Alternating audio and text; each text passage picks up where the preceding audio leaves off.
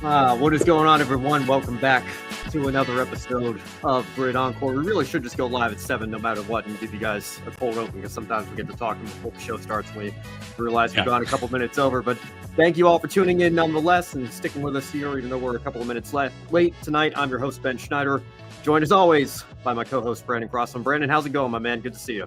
It's going good, Ben. It's a busy time around here in these parts, but thankful to be through some things, and it's another Motor Monday. What? No, I'm just kidding. There's nothing in there, so we're all dry here for this edition. I put iced coffee in there. Let's make that clear. There's no alcohol in there. Gotcha. There you go. Well, I as you can see, I'm back in the work office here today, and I'm just realizing actually I forgot to lock the doors here, so hopefully nobody comes knocking here during the next hour or so, or maybe Brandon, while you're answering, I can run up quickly and just put that switch that over as a precaution. But hopefully we'll be in the new apartment studio setup space next week. I tried from doing the show from a closet a new apartment for Grid Tonight on Wednesday, and quickly realized that the door that I was right up against is right up against my neighbor's front door, and they had their young child making some noise outside during the episode. So apologies to everybody. And I also realized I'm right next door to the busy street that I live on. So you had some cars passing by during that as well. So still trying to figure out my new living space, but hopefully going to be in that setup next week. I've got a desk that I ordered from Amazon that I'm hopefully going to be able to put together this week and try to play with that a little bit and play with that setup. But in the meantime, we're going to make it work from the office like we frequently do here tonight. A bit of a lighter week for us. We only have one race at Daytona to talk about. Wrap up covered the thrilling finish to the Cup Series race on Saturday night. On yesterday's episode, we have the Xfinity race to talk about. ARCA returned to Madison for the first time in 6 years, and INDY NXT crowned a champion, and we'll get into all of that and much more here in just a moment. But first, as always, I want to give a shout out to our Patreon investors, Colin Deschelle, Mark, Robin, David, and Matthew. Thank you so much for continuing to invest in what we do here at the Grid Network. And if you like what you see this evening, you want to consider joining them, you can follow the link in the description box below. Or if you'd rather tip us one time instead, rather than a recurring contribution, you could, excuse me, if you are on YouTube and you'd like to do that, we have a super chat features enabled straight from there, or you can visit the Buy Me a Coffee link in the description box below as well. Now let's start with the NASCAR Xfinity Series. Frankly, what else are we going to start with? A massive story on Friday night. Connor Zilisch, of course, still recovering from the broken collarbone from his Watkins Glen celebration. The plan was for him to run it out until the first caution. He'd come down pit road, allow Parker Kligerman, his relief driver, to get in the car. And for the first time since the infamous 2007 AT&T 250 at Milwaukee, when Denny Hamlin replaced Eric Almirola, we have a relief driver victory. Connor Zilisch credited with the win since he started the race, but it was Parker Kligerman, for the second time in 6 months, driving his car or truck to the finish line first, going to victory lane at Daytona, and Racing Reference still shows him with 0 wins on the year. How do you like that? Brandon, let's talk about Parker. Let's show him some love here on this show, even if Racing Reference won't do that. What does this say about Parker's ability as a driver? And what does it say about the Junior Motorsports number 88 team, that they can take a situation like this? We've had twice this year, Kyle Larson jumping in that car for Connor Zilisch, and now Parker Kligerman as well, going to victory lane. What does it say about that team as a whole, rather than just Zilisch, who we've been singing his praises for all year?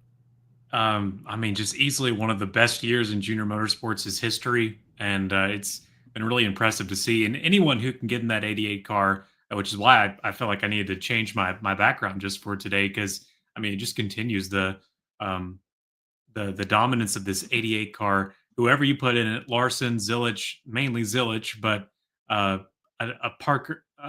Larson, Zilisch, and then now Parker Kligerman getting it done for the once again injured Connor Zilisch. We hope things are getting better there for him atop the pit box. But yeah, it's impressive to see this run of dominance here for him in 2025. Then also just the incredible skill level of Parker Kligerman. It still continues to go on here well after his full-time career is over.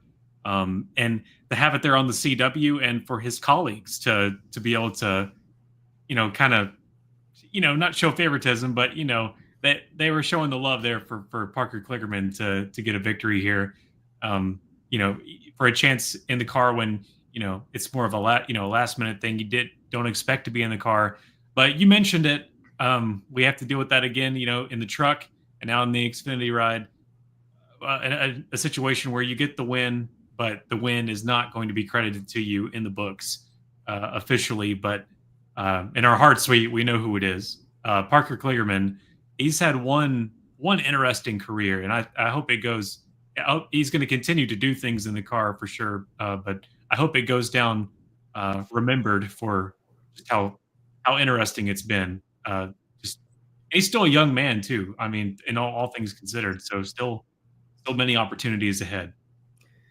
Brandon, I think you seemed pretty content at the end of last year, saying I'm going to be winding down my full-time career here, but we'll get into it here a little bit later. Obviously, the announcement this weekend as well, one of the worst kept secrets in the garage. A couple of those getting announced this week. Colleague going to be the factory team for Ram trucks in 2026. And of course, Connor Zilisch going to be a Cup Series driver for Trackhouse at just 19 years old. But that would open up this 88 car. This, to me, Brandon, might be the one thing that could maybe lure Parker Kligerman out of full-time retirement or out of semi-retirement back into a full-time seat if this seat opens up for him. Maybe this will go down as an audition for him. I don't know. But it is also interesting to me how, you think back 18 years ago, and obviously I've done a video on that race at Milwaukee when Eric Almirola got unceremoniously pulled from that Joe Gibbs racing car. Denny Hamlin was put in it, came back from a lap down, ended up winning that race. I think the entire sentiment was that win, that race car, even Denny said it on the radio as he was on his cool down lap, Eric, this is your race car. Everybody knew that was Eric's win. In this particular case, everybody I think is wishing Connor Zilisch well. I feel bad, but he couldn't go the distance and is still recovering from another injury this year. He's won so many races this year. Parker Kligerman, obviously got robbed at the Roval last year. That last second caution got robbed this year with his truck failing tech at Daytona in February.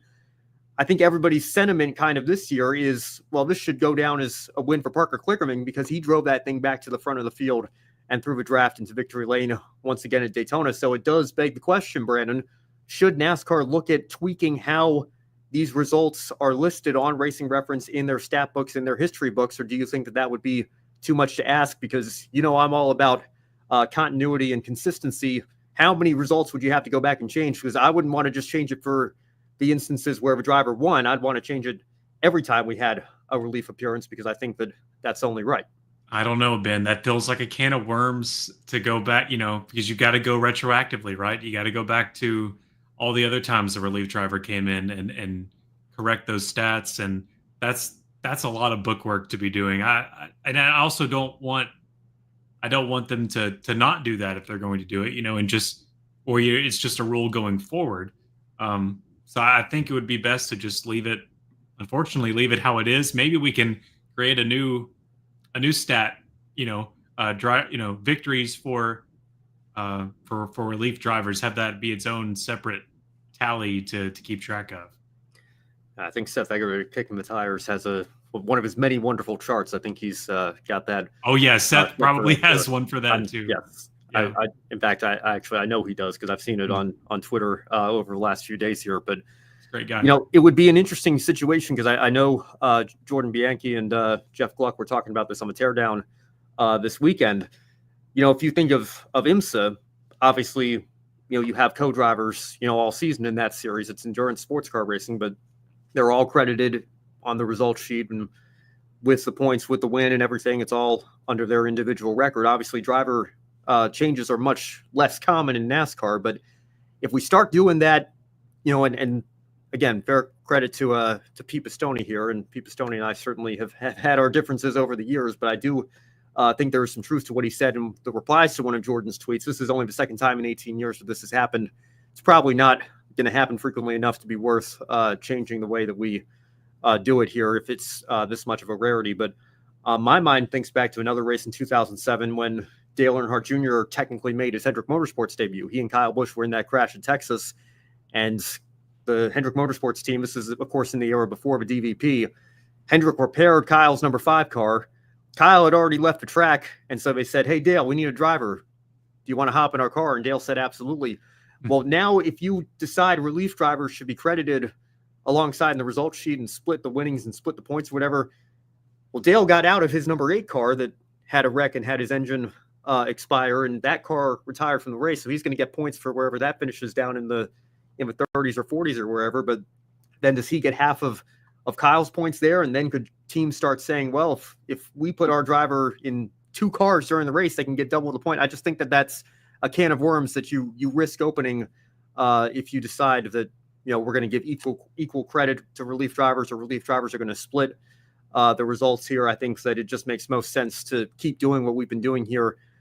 Maybe put an asterisk next to it and track it in some way to give Parker credit for a job well done here. But ultimately, the rules are the rules. Connor started the race, and I'm sure Parker knows that this was the plan all along. He knew that whatever he did that night was going to be credited in Connor's name there. And I think that he's your surrogate driver for the night. He knew that, win or lose. He knew what he was signing up for, and I think the thrill of victory, he still got to experience that. He still got to attempt to plant the flag. It didn't go so well for him on Friday night, but I think that if you start talking about we're going to do this going forward, I mean, it's not something we see that often here in this sport. And then again, knowing me, like I love that Bobby Allison got his 85th win finally. I think you're correcting history, not changing it in that sense like that. But if you decide, okay, this is going to be the rule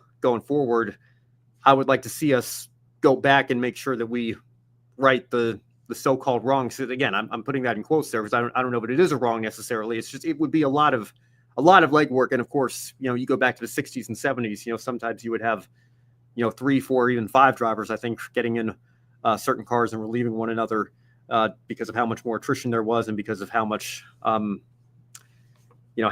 little, we were advanced in terms of, driver safety and, hydration and things like that, and endurance, drivers being considered athletes. It was a completely different era back then, and relief drivers were much more necessary, much more frequently. So again, I think it's, and I know it's difficult to compare eras to begin with here, but I think it's perfectly fine if we just, let this be a cool anomaly that we get to deal with every 18 years, I guess. I think that's just fine as it is. You were bringing up Dale Jr. and driver fill-ins, and it instantly brought my mind to after his sports car fire at Sonoma, and I believe it was Loudon and Martin Truex Jr. getting in for him in the 8 car. I think that was 2007, if I'm not mistaken. I think it was a little earlier than that. I think it was 04. 05, 4. Okay, yeah, that was like one of the Achilles heels in his championship run, right? Something like that. Yeah, because 04 would have, I think, been. I think his best points finish was 3rd in 03, if I recall correctly. But he had a good run going in 04, and then the fine for saying a naughty word in Victory Lane at Talladega. Maybe that'll do it. I don't think that. Well, I mean, again, what was it? 25 points. I think it was the margin was a lot worse than that. But you can say momentum played a role in what could have been.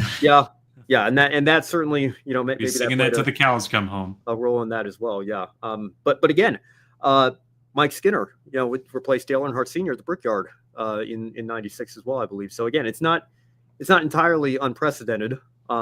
It does happen in the sport, but it's very rare that the driver wins the race. And it's just if they win, what do you do with it? Yeah, then you obviously get a lot more press and attention for it. Right. And of course, in Milwaukee, you had the moral aspect of it, right? Like, was it right for Gibbs to listen to their sponsor over their young driver who was out there killing it with an unexpected opportunity, but then got pulled nonetheless there. So again, not an apples to apples comparison here, but it is the first time in a long time that we've had this conversation about a race winner being a relief driver. And so while the stat sheet will always show that Connor Zilisch won on Friday night at Daytona, we all know the full story there. We can give Parker credit where it's due nonetheless. As Denver does here as well. Great drive by Parker Kligerman. He deserves some credit for taking over Connor Zilich's seat, but it's sad that he's in commentary and not in car racing. It's clear indictment on the Xfinity Series payout system. Well, I don't know about that necessarily. I think Parker, like I said, was pretty content about stepping out of a car, and he's been on TV. I remember when he won Talladega for the second time in the trucks in the Henderson truck in 2017. I remember the NASCAR on NBC. I think it was, the NASCAR on Fox account tweeted NASCAR and NBC and said, "Hey, your guy did pretty well today," because Parker was already doing TV for NBC at that point, and that was 8 years ago now. So, I think Parker's in a good place in his life. He's enjoying what he's doing, and he gave full credit to the CW for allowing him to step out of the broadcast booth for one night and take this opportunity. But man, I got to tell you, obviously that seat's going to be open next year, and this will be a nice transition into what we'll talk about next. But that might be the one thing that could maybe be too good to pass up. If Dale Jr. gives him another call to drive that car full time, I would imagine that he would have to seriously consider that. I could see that being a thing. It's not unprecedented to see a driver that said they're stepping away from full-time racing, lo and behold, a few years later come right back because the right opportunity comes, or they get some little glimmers of success here or there that remind themselves and remind those around them that they still have it. For sure. All right. Well, on that note, obviously, Brandon, we just hinted at it. We all got the news that we were expecting, especially after the news that Daniel Suarez was out at Trackhouse. Connor Zilisch is in, at least full time. He's been doing some partial schedule starts for the 87 car this year. But what do you think of this move? Obviously, Zilisch is being heralded as one of the hottest young prospects we've seen in a long time. Tearing it up in the Xfinity Series car this year, obviously, and really, really, highly touted prospect in this sport. But he is only 19 years old. Do you think that this might be a step too soon, or do you maybe subscribe to the philosophy that why not put him in a cup car and help him get used to the next gen setup as soon as possible? The earlier, the better. What do you think? I think especially with his road racing background, I would say why not go ahead and put him in a cup car? He's already proven that he can do it. And if it doesn't work out for some reason on the ovals, so what? He goes, what happens? He goes back to Xfinity for a few years, gets older, wiser, and then comes back to cup. I think it's a great idea to go ahead and put him there. And again, I can't stress enough how different he is from these other up and comers. I mean, we talked about Joey Logano when we were growing up, as Mark Barton coined him as next thing since sliced bread. But I'll tell you, my wife has been getting into sourdough and making bread. That stuff is good. I said earlier this year at some point that Connor Zilisch is sliced bread, or he is the bread or something. Connor Zilisch is like homemade sourdough bread. He's the homegrown stuff. I'm upgrading him now. I know he's bless him. He can't stay out of the hospital bed and getting injured and stuff. Well, inside of the car or out or off the door. But he is a talented kid and not even 20 years old yet. So I think there's a lot of credibility to the praise he's been getting so shortly. And again, reminds me a lot of Davey Allison. And I'll keep saying that as we go forward. And a lot of raw talent, and it's being refined. But on top of all that, he's got the kind of demeanor, the personality, the cordialness with other drivers in the media that really, really makes you respect him, especially with his youth. Yeah, Davey Allison comes to mind for me too, honestly. I think he could Davey Allison 1992 this thing, except maybe actually get the job done and take it all the way to Phoenix and win the title there. Of course, Davey came up just short to Alan Kawicki in that epic 92 Cup season and that epic finale at Atlanta. But I tend to agree with you, Brandon. I think that I don't expect Zilisch to exactly light the world on fire in year one or maybe even year two. But I think, and you've seen it with Joey Logano, to be fair. But again, I just pulled up Joey Logano's stats from 2008 when he turned 18 and got the first chance in the nationwide car at the time. Won in his third start from pole at Kentucky, leading the most laps. But he did 19 races that year. That was his only win. He did finish second a couple of other times. If you look at the run Zilisch has been on, especially since his first injury, I can't believe we have to say first injury, but it's true. Ever since he had to sit out the Texas race after Talladega, I'm just going to list off his results here: second, fifth, first, fourth, second, first, fourth, first, and first in the 12 races that he's been back in that car. So, and of course the asterisk on the last first there was he got out of the car and Parker finished the race for him. But I have no doubt that he would have had the ability to be right up there as well if he were given the opportunity with what he's shown this year. So, Zilisch to me, I think is just proving right now that he is on another level. I said last year he's way too good for ARCA. I'm saying this year I think he might be too good for Xfinity, honestly, at this point. And if that's the case, I know he's still very young. His talent is very raw. I'm sure he still has a lot to learn. He would even tell you, I think he's got a lot to learn. He was very emotional in his press conference, about the opportunity that he's getting here. And I think he knows that, he's kind of got a tall order ahead of him. The jump from Xfinity Cup is no joke, but at the same time, Brandon, I think there is something to be said for getting those reps in as soon as you can get them. And that's why I think he's doing the handful of starts that he is this year. And that's why Trackhouse believe in him enough to put him in one of their cars full time as early as 2026. And I'm excited to see what he's going to be able to do. Yeah, he was nearly a winner right out of the gate here this year at Circuit of the Americas. I can remember that debut. It was already impressive had it not been for a slip up.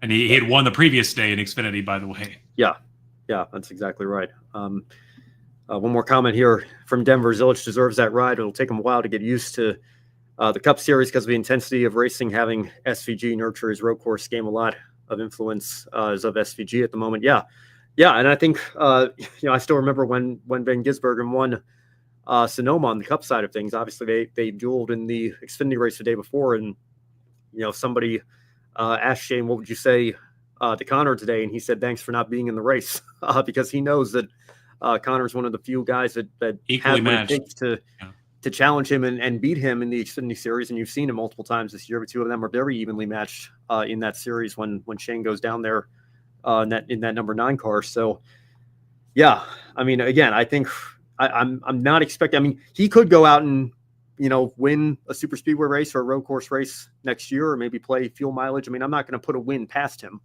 I'm not going to put a win past anybody on any given Sunday. It is entirely possible, as we've seen many times before, to win even in the Cup Series by complete accident. If you win once, you with this crazy system that we have now, you are in the playoffs. I'm not going to put the playoffs past him, but I'm not even going to say I'm not going to put Connor winning by something other than an accident past him next year, because I rate him that highly, and I think he's got the talent to do it. But I think in terms of what he's doing now in Xfinity, you certainly don't expect that from him in the Cup car year one.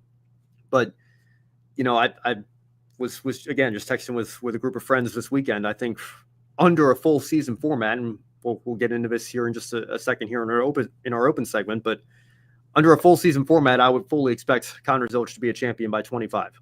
I think he's got that much talent, and I think he's going to pick up the Cup Series relatively quickly here. Again, maybe not year 1 or even year 2, but I expect him to be. He has the talent of a multiple-time Cup champion, of a Jeff Gordon, of a Jimmy Johnson. I think he's that special. Right. But again, this crazy format we have these days, who knows? So on that note, Brandon, obviously we transition here to our open segment. We want to talk about a truck series here a little bit, even though they had an off week. And obviously we've got some big news this week as well we can get into briefly a little bit later. But what in your mind would be the worst look for NASCAR and this playoff system? Connor Zilisch not winning the Xfinity title, or Corey Heim not winning the Craftsman Truck Series title? I'm waiting for your next note on this before we decide. You want me to go ahead and go ahead. Yeah. Well, they have. It's actually quite eerie.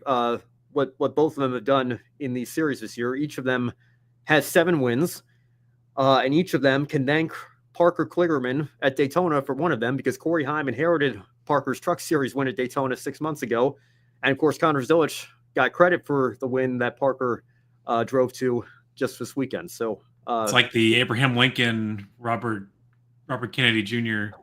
or Robert F. Kennedy.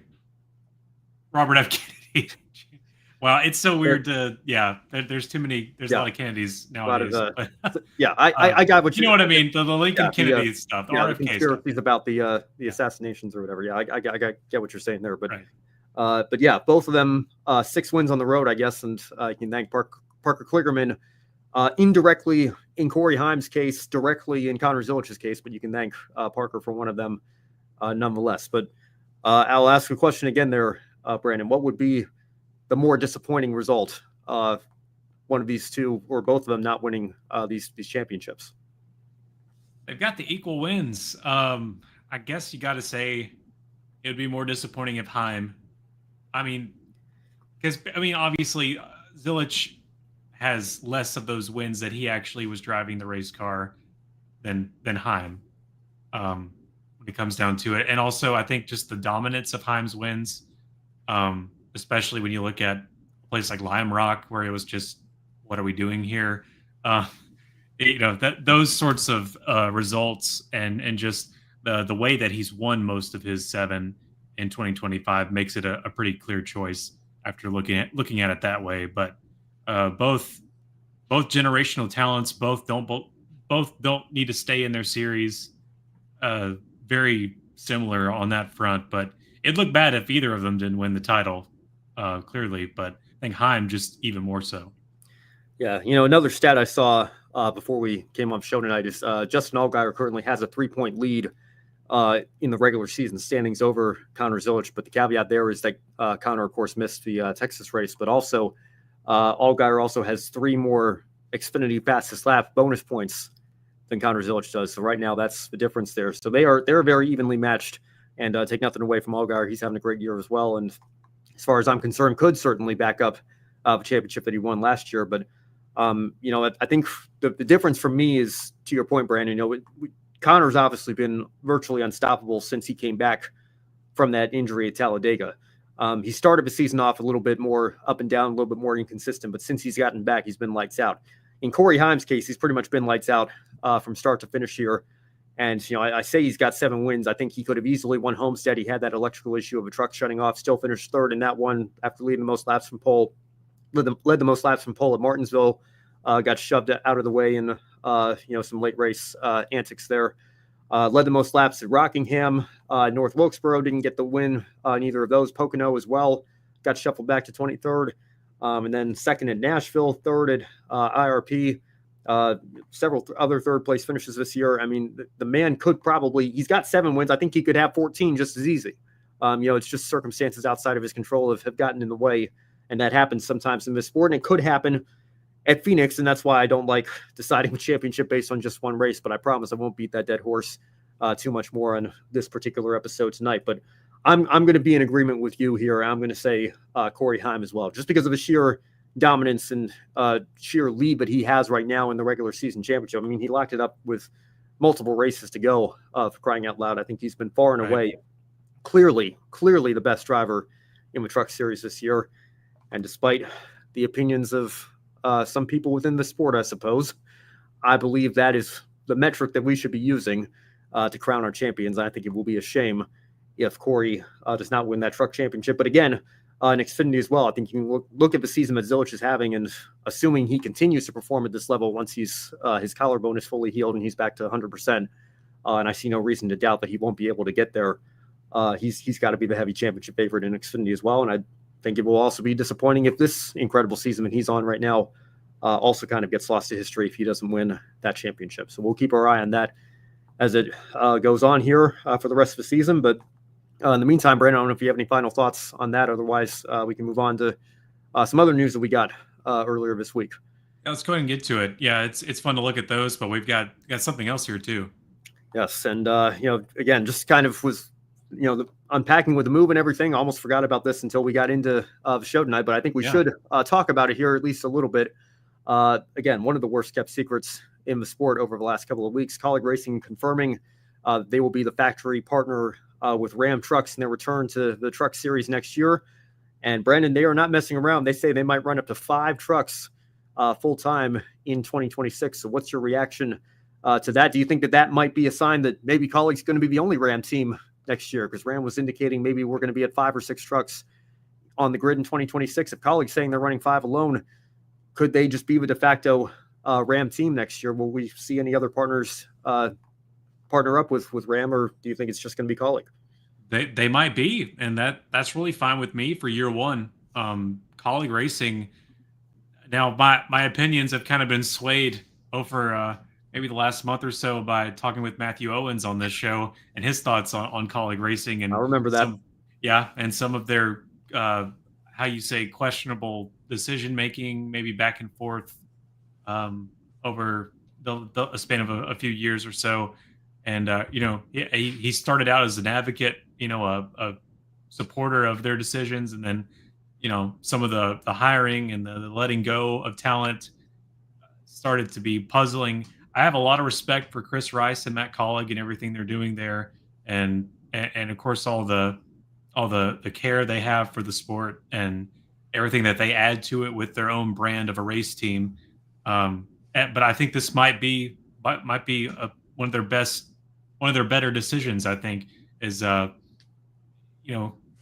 taking a look with the Craftsman Truck Series and taking on a new OEM and seeing what can happen. Be Dodge's people.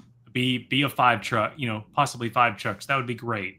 And I've seen, those stupid Facebook NASCAR news pages that aren't real, and they got this colleague news, and they've got the concept of a Dodge Cup car already mocked up as if that's the story, just to get you to click on it. But that aside, that could be a possible future for colleague racing. Nothing's out of the question.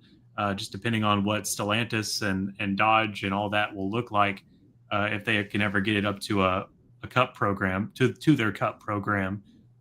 Because nothing has been said about Chevrolet and the dismissal of the Camaro brand, and nothing has been reported, and I'm surprised, but nothing has been reported about the body style of the Chevrolet. It's just called the Chevrolet in Cup and Xfinity. It still has the markings of the ZL1 and all this stuff, but it's it is no more in the factory, and so it is kind of puzzling what's going to come of that, where Chevrolet is going to turn. But the reason I say all that is because Colleague is aligned with Chevrolet, and so I wonder where their future is going to be headed here in the next few years.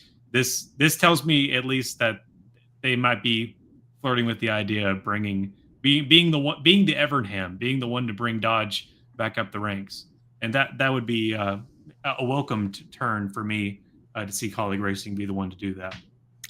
Yeah, Brandon, reminds me of Bill Davis Racing in the mid 2000s when Toyota came into the truck series, and ironically, it was Dodge at the time in Cup, and they kind of lost a lot of support from Dodge because I think all the signs were pointing to Toyota eventually coming up to the Cup Series, and Bill Davis's team obviously aligning with them when they made that transition in 2007. I think we could see something similar here, and I think, again, despite what the reports we've gotten this week, that right now they're firmly committed to working with Chevrolet, and at least in the foreseeable future. Have to imagine if this goes well, they might be planning a return to the Cup, and what I guess will soon be the O'Reilly Auto Parts level as well. Still going to take nope operas on the CW. Yes. Yep. But I think that it's a great announcement for Colleague and for Ram. Obviously, sounds like that they're fully committed to making this partnership work, and we'll see. Obviously, I think whatever happens in the truck series, I think could be indicative of how quickly they decide. Maybe we want to get back to the top level. And again, I've seen the Colleague Nation podcast tweeting this week. Would you rather be number 4 or 5 on the pecking order in Chevrolet like you are now, or be the number 1 factory team with Dodge in a couple of years? I think maybe Matt Colleague, Chris Rice, perhaps playing the long game, even if they're not saying it out loud because they don't want to make Chevrolet upset in the right here and right now. Maybe they're thinking long term about what this might mean for their organization in the late 2020s and into the 2030s. Should Dodge and Ram decide to take that next step as well. So it'll be interesting to see. We'll keep an eye on it. Not sure who the driver is going to be, who the numbers are going to be, or what the numbers are going to be rather just yet. We have some ideas in mind, of course, of numbers that colleagues used in the past, but it is going to be interesting to see if they can handle running up to 5 trucks full time, and would they keep 3 Xfinity cars and their 2 chartered Cup Series cars right now? Boy, charters are certainly going to be in the news over the next several months as well. They already are. 2311 in front row, and we'll see if Grid Tonight has any further updates on that as they develop later this week. But Not looking too good for people on the side of the race teams versus NASCAR in this lawsuit right here. We'll just leave it at that for now. But who knows what the future is going to hold? And as we have seen this year and every year in recent years with silly season, a lot can change in a short amount of time. So we'll start with just 2026 for now, see how this goes. But I think perhaps some exciting times at Kaulig Racing in terms of where they're headed in the future. All right, we move on now to INDY NXT, who crowned a champion this week. Dennis Hauger's runner-up finish enough at the Milwaukee Mile to clinch the championship. Do want to congratulate Salvador de Alba on his first INDY NXT win. But at the same time, Brandon, let's talk about Dennis Hauger quickly. Do you think there's room for him on the 2026 IndyCar grid, talking about silly season and, the biggest domino that has to fall into place, Will Power, and what's going to happen with him? He can't even talk elsewhere. He doesn't know what he might have elsewhere until after the season ends here. Do you think Hauger's going to find a spot, or might he, like so many other open wheel champions in feeder series before him, kind of be the odd man out, despite the fact that he's now won a championship? Yeah, we're used to that sort of problem on the other side of the globe, but it's sad that it's come here to the United States too, or to North America rather, and where we have this problem where there's just not enough seats at the top level. We talked about it before the show, the 3-car limit, and you mentioned as part of what we wish was live. If Penske was to be able to surpass that 3-car limit, he would probably have David Malukas in a heartbeat and be able to retain Will Power and then add Dennis Hauger, move. Hauger would be able to move around as he pleased, but it's a mess. And if Hauger stays in INDY NXT, he's going to be winning a lot of races once again, no question. So it's going to be another predictable year. We got to congratulate Salvador de Alba, though, for taking the win here at Milwaukee. But it's going to be a lot of Dennis Hauger podium finishes and wins. I don't think there's going to be room for him. Yeah, well, I would hope he could at least get a ride for the Indy 500. At least, yeah. Oh, yeah. But, even, Christian Rasmussen, and we got to congratulate him as well. A thrilling victory in the IndyCar series. It was kind of ironic again. We was joking with some friends again that, maybe Christian Rasmussen was the next Jeff Gordon, because we had some people saying, well, maybe he should have been suspended for what happened at Portland, and Jeff Gordon won that Homestead race after he probably should have been suspended for what happened at Phoenix the week before. So there's some interesting connections being made there. But I remember being on the show talking about Rasmussen tearing it up, and he didn't even get the full stretch of races with Ed Carpenter last year. And again, I think it's been a frequent problem with some of the top talent in INDY NXT in recent years. And again, I think of this charter system, and I'll be the first to admit, obviously, I've been very out of it with IndyCar this year, just a lot more apathetic towards the series as a whole. And the fact that they've gone down the NASCAR path of having this charter system in place, I think is part of that as well. And Kobe brings up a good point in the chat here also. Andretti said multiple times Ericsson is expected to return in 2026. If that's true, maybe Hauger goes to Coyne on loan. I don't think he's going back to INDY NXT. Nothing left to prove. Yeah. I think you can point to where Marcus Ericsson is his standings. Obviously, he had his best result thrown out at the Indianapolis 500, but it just seems like there's not a ton of room, in the series right now. And again, in prior years, Andretti could open that 4th car back up. Ganassi had 5 cars at a time, but they were running. They've downsized had a ton to 3. Yeah, a lot of teams have, kind of been put into that box now where, that's the limit that we're at.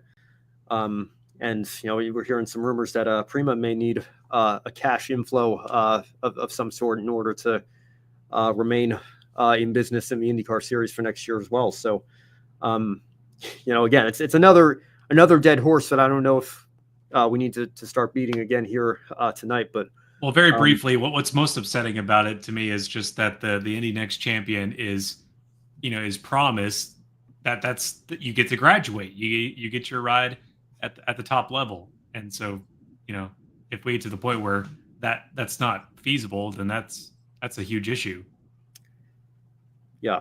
And of course, we've got Louis Foster with Ray Hall this year, and that's obviously not one of the big three teams or big four teams. I don't know if you want to put McLaren in there now with what Pato O'Ward is doing, but just trying to look back at some of the past champions. Obviously, Rasmussen in 23, Linus Lundqvist in 2022. But again, Lundqvist didn't get a break until halfway through the 23 season with Meyer Shank, and then was one of the Ganassi drivers last year. Ganassi downsized, and that was it. So winning an Indy NXT championship, as impressive as that is, there's no guarantee that it leads to future success at the IndyCar level. So we'll say. I think again, it'd be a shame for Dennis Hauger if he isn't able to find a ride. And Marshall Pruitt put out an article on Racer this weekend that he is working on that promotion. He's hopeful that he can make his claim based on merit rather than just sponsorship backing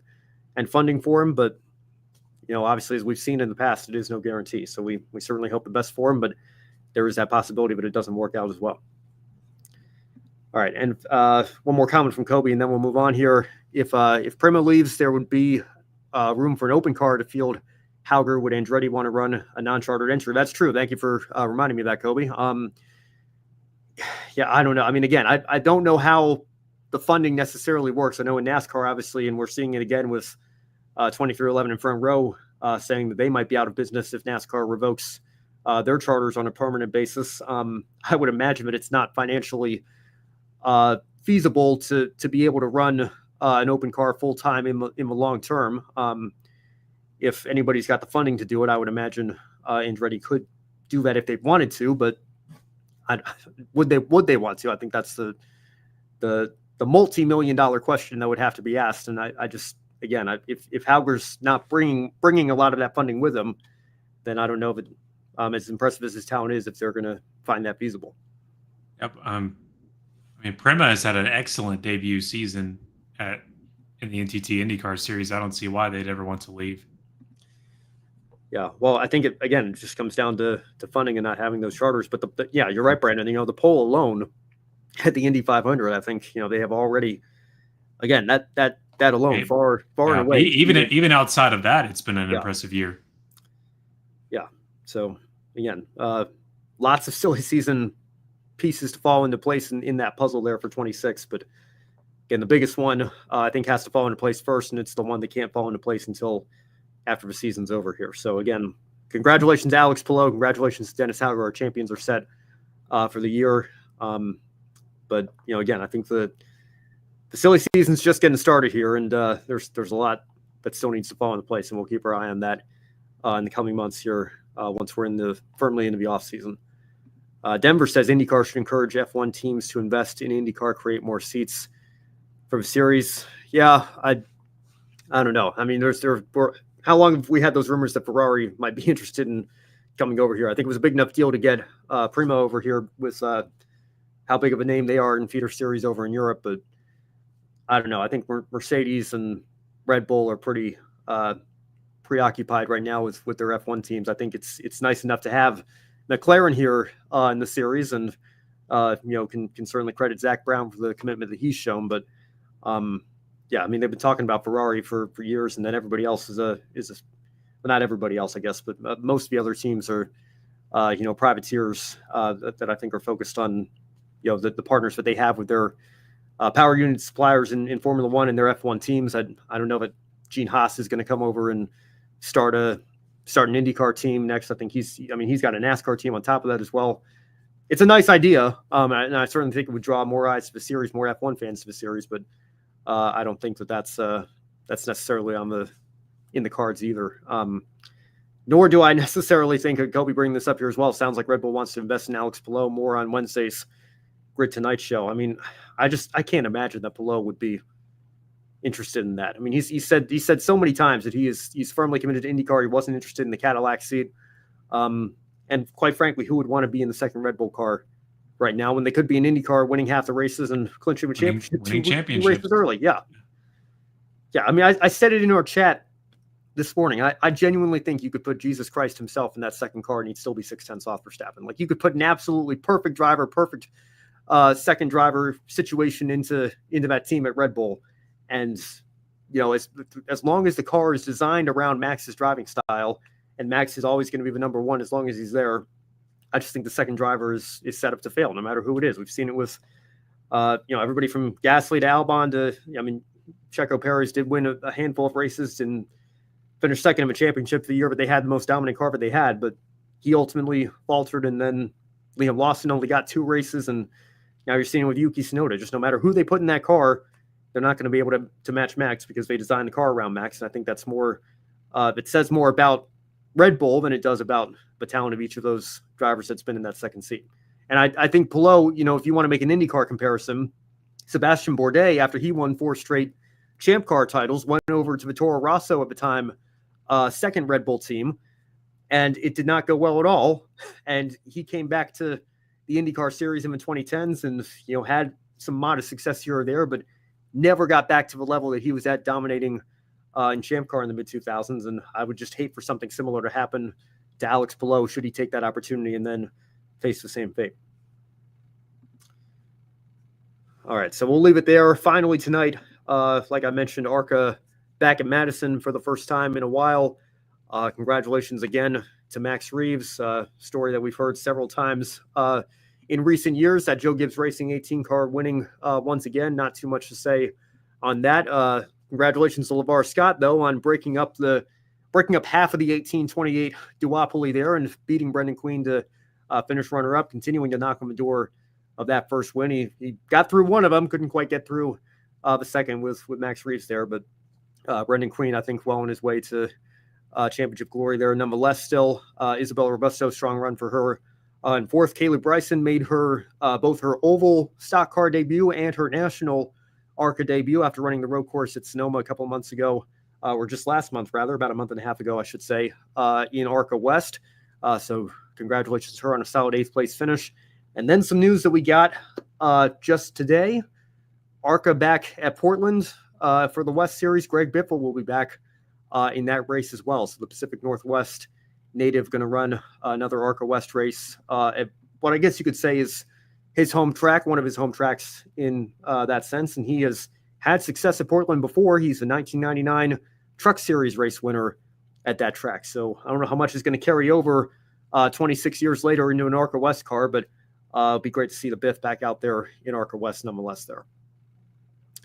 All right, Brandon, that's going to do it for our show tonight. But before we go, as always, I think your one shining moment is obvious, but I'll ask you the question anyway. What stood out to you most from this past weekend? Kligerman, he stood out like a sore thumb at Daytona, and finally able to get another victory in his pocket after his days of full-time racing over and in the broadcast booth.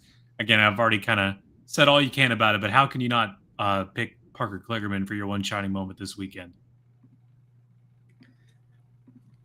Well, I'll tell you how you could not be a wrap-up regular anymore and take the opportunity to give your thoughts on what happened in the Cup Series. Man, we tried to speak it into existence. Fortune Cookies tried to speak it into existence. I know Carson Ware tweeted it out earlier this week as well, but they tried to pick him. We tried. and I'll tell you who Cody Ware gave it a heck of a try. He gave it a heck of a try on Saturday night. Got up there, led more laps in that one race on Saturday night than he had in his entire Cup career combined. And I want to give full credit to Rick Ware Racing. I think they've been the butt of a lot of jokes over the last several years, as has Cody himself. But I think some people might have a little bit of a chuckle when Cody said in his post-race interview, don't be surprised to see us in victory lane in the not too distant future.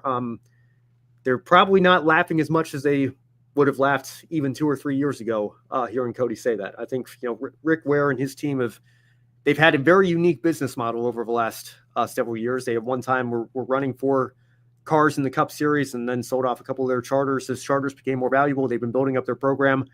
You can call it nepotism all you want. The fact that Cody is their full-time Cup driver now, but IndyCar thing too. Yeah, and Cody had a couple of starts in IndyCar even as well. But they've really taken that motto. I think the biggest little team in motorsports, and they're making the most of that. And they had the Arby's sponsorship and had some great sponsorship activation this week. I remember Dylan Welch was doing that interview with the Shakes with Cody during the weather delay there.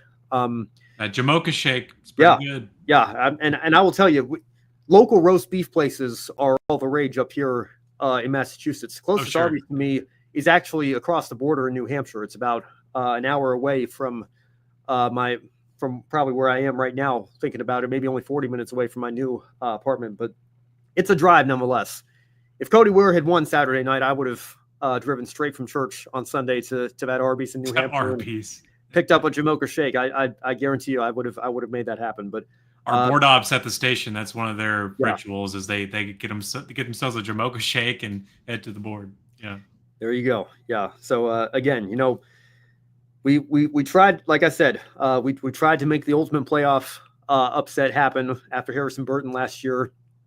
Didn't quite work out, but a 20th place finish. Credit to Cody Ware for bringing it home in the top 20 still, but that's not even, I think, fully indicative of the run that he had. And credit to him for getting up there and showing what he could do. I think it would have been very easy for him to say, especially after how the first stage went, maybe we just ride in the back and make sure we have a car at the end of the race and then maybe make our moves there. But he wanted to get up front and see what his car was capable of, and it was capable of leading the race and leading a bunch of laps, and more power to him. So that is worthy of a one shining moment for me in the Cup race on Saturday night.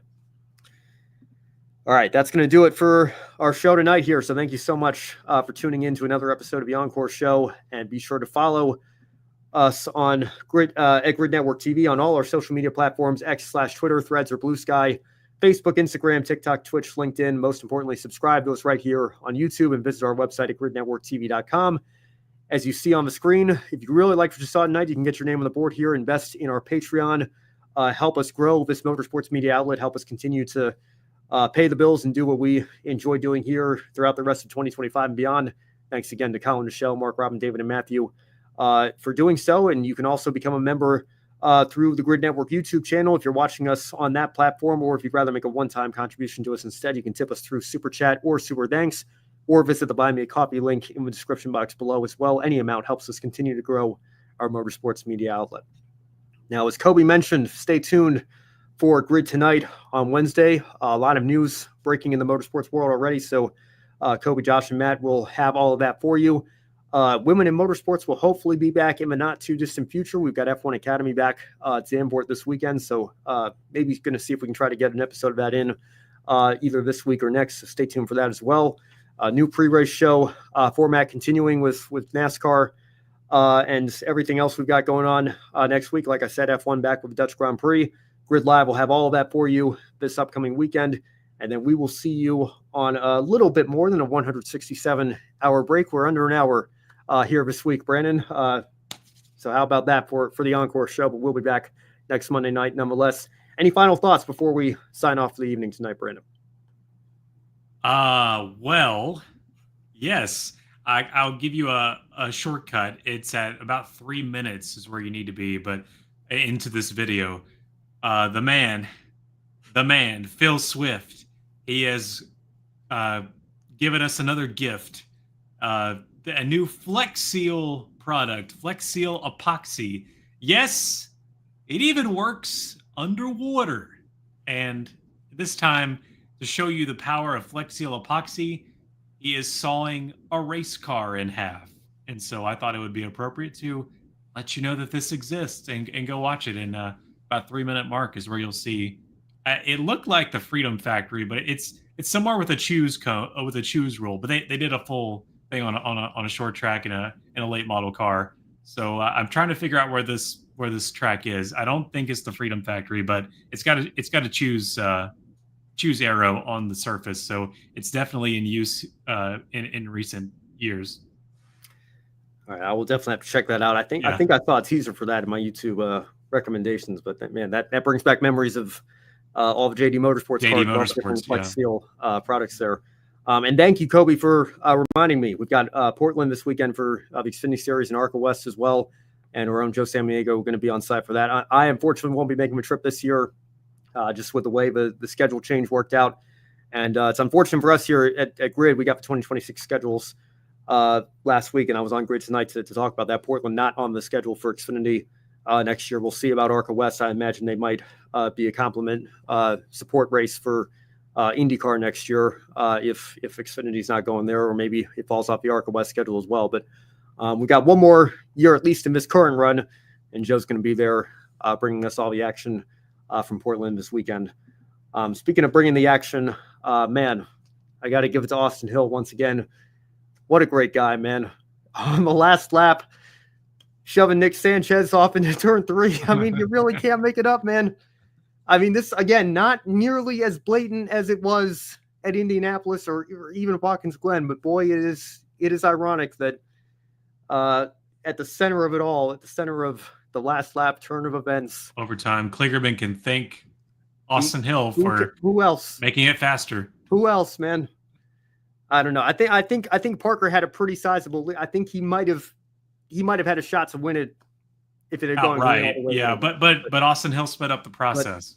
Yeah, you can give hey man, Alex Bowman says he owes about 1 million beers to Ryan Blaney. I think Parker Kligerman might owe some beers to Austin Hill there. The timing was just impeccable.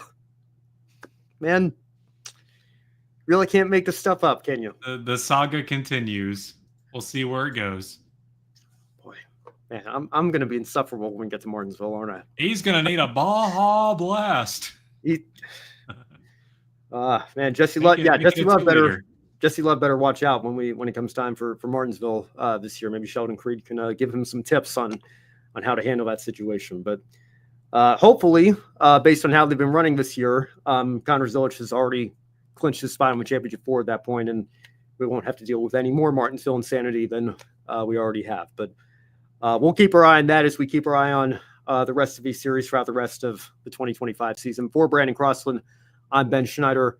We'll see you next time. Again, hopefully in a brand new studio space. Thanks for sticking with us. We'll see you next week. Have a good one, everybody.